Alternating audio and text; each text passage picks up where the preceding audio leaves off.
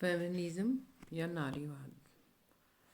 नारीवाद पुरुषों के मुकाबले नारी की स्थिति, भूमिका और अधिकारों से सरोकार रखता है और नारी की प्रधानता और नारी के प्रति होने वाले अन्याय पर ध्यान केंद्रित करता है और इनके प्रतिकार के उपाय पर विचार करता है।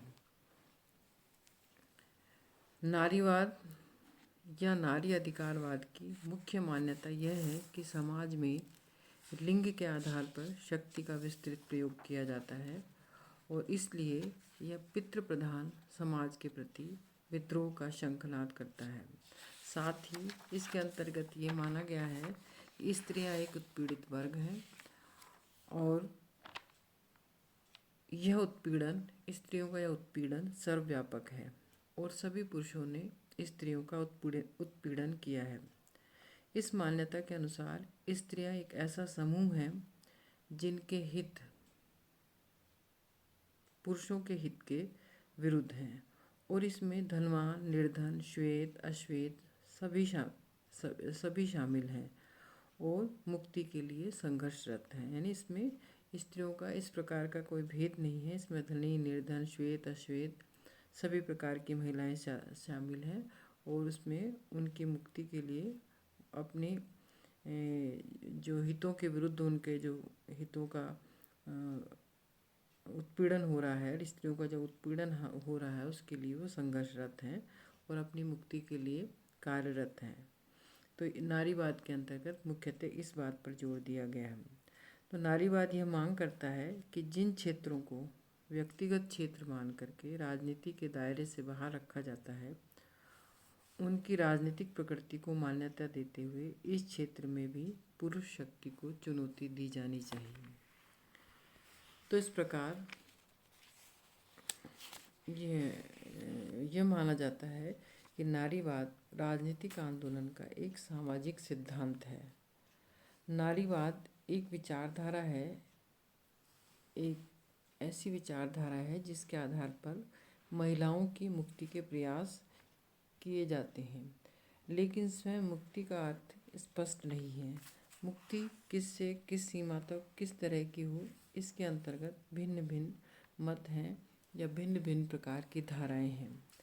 नारीवाद का सबसे बड़ा योगदान है नारीवाद ने सेक्स और जेंडर में भेद स्थापित किया है।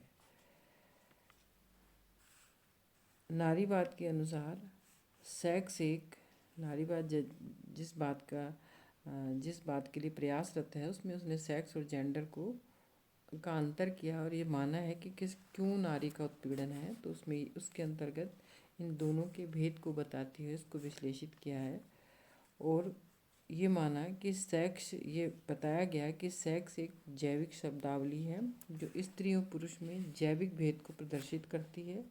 वहीं जेंडर शब्द स्त्री और पुरुषों के बीच सामाजिक भेदभाव को दिखाता है। जेंडर शब्द इस बात की ओर इशारा करता है कि जैविक भेद के अतिरिक्त जितने भी भेद दिखते हैं वे प्राकृतिक न होकर समाज द्वारा बनाए गए हैं और इसमें यह बात भी सम्मिलित है अगर यह भेद बनाया हुआ है तो इन्हें दूर भी किया जा सकता है और समाज में स्त्रियों के साथ होने वाले भेदभाव के पीछे सामाजिकरण की प्रक्रिया है। कहने का तात्पर्य है कि सेक्स एक जैविक शब्दावली है जो प्राकृतिक रूप से प्रकृति प्रदत्त है, लेकिन जेंडर शब्द स्त्री और पुरुष के बीच सामाजिक भेदभाव को दर्शाने वाला एक शब्द है और इस जेंडर शब्द के कारण ही ये समस्त भेदभाव सामाजिक भेदभाव है। तो अगर ये भेदभाव बनाया गया है तो इसको दूर भी किया जा सकता है, इसको समाप्त भी किया जा सकता है। नारीवाद के जो मुख्य लक्षण हैं या नारीवाद के अंतर्गत जिन बातों पर बल दिया गया है जो इसकी जो मुख्य मान्यताएं हैं वो मुख्यतः ये हैं। यह पुरुष प्रधान या पितृ प्रधान व्यवस्था को चुनौती देता है, लैंगिक समानता पर बल देने की बात करता है कि स्त्री और पुरुष दोनों को समानता मिलनी चाहिए, लिंग के आधार पर या लैंगिक आधार पर भेदभाव नहीं होना चाहिए। इसके अंतर्गत नारी शोषण का विरोध किया गया है और लैंगिक न्याय के लिए संघर्ष है, क्योंकि लैंगिक आधार पर जो भेदभाव है वो समाप्त होना चाहिए। और साथ ही नारी के सशक्तिकरण पर जोर है।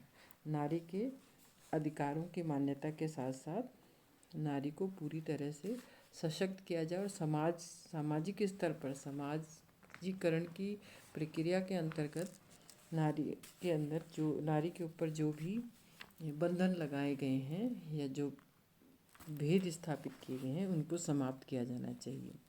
संक्षेप में, नारीवाद पुरुष के मुकाबले नारी की स्थिति, भूमिका और अधिकारों से सरोकार रखता है और नारी की पराधीनता और नारी के प्रति होने वाले अन्याय पर ध्यान केंद्रित करता है और इनके प्रतिकार के उपाय पर विचार करता है।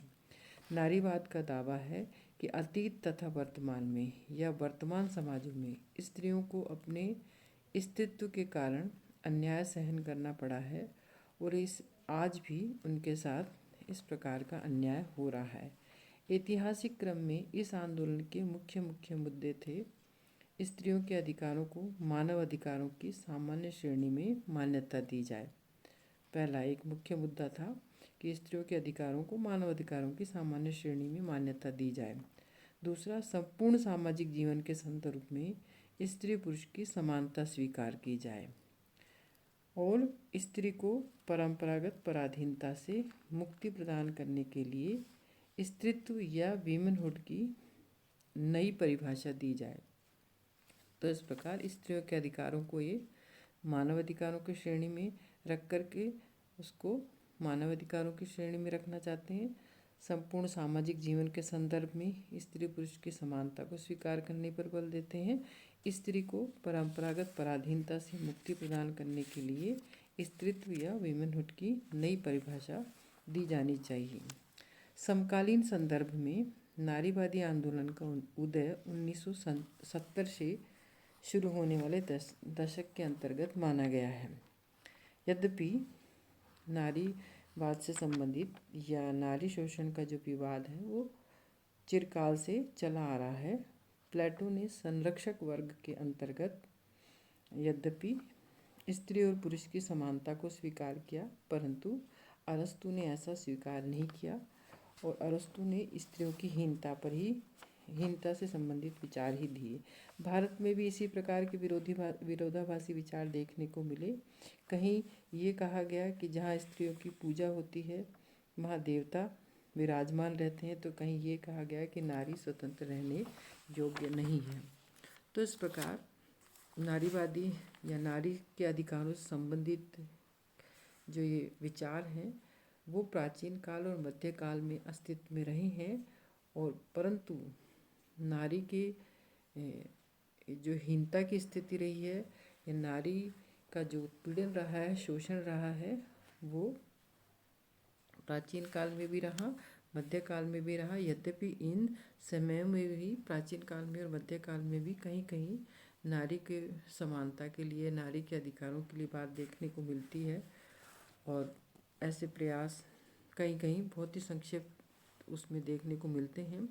लेकिन नारीवादी आंदोलन के आरंभिक संकेत हमें 18वीं और 19वीं शताब्दी के अंतर्गत यूरोपियन चिंतन में देखने को मिलते हैं और पूरी तरह से एक व्यवस्थित रूप में नारीवादी आंदोलन की शुरुआत 1970 के दशक के आसपास देखने को मिलती है। नारीवाद के जो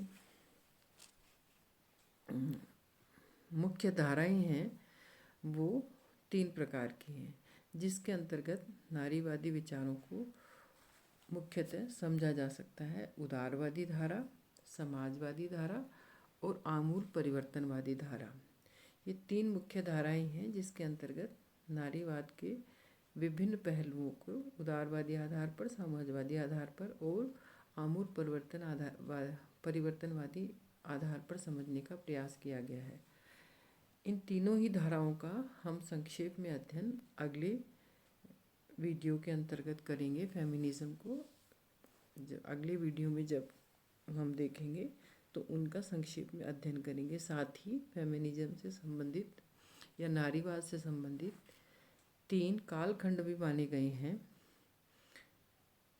इसी के अंतर्गत इस नारीवाद की ये जो मुख्य धाराएं, इसी के अंतर्गत किन किन मुख्य बातों को इसके अंतर्गत देखा गया, उसके अंतर्गत ही नारीवाद से संबंधित 3 धाराएं भी हैं या 3 कालखंड भी हैं, जिसको कि first wave, second wave, third wave के नाम से जाना जाता है। जिसके अंतर्गत ये देखने का प्रयास करेंगे कि शुरुआत में नारीवाद ने किन मुख्य बातों पर बल दिया, नारी के किन अधिकारों के लिए किस प्रकार नारी की स्थिति में सुधार के प्रयास किए गए, और इसी प्रकार सेकंड वेव में या द्वितीय जो दूसरा कालखंड है उसमें नारीवाद या नारी सुधारों से संबंधित किन बातों पर बल दिया गया, और जो तीसरा कालखंड है या थर्ड वेव ऑफ फेमिनिज्म है उसमें किन बातों पर बल दिया गया।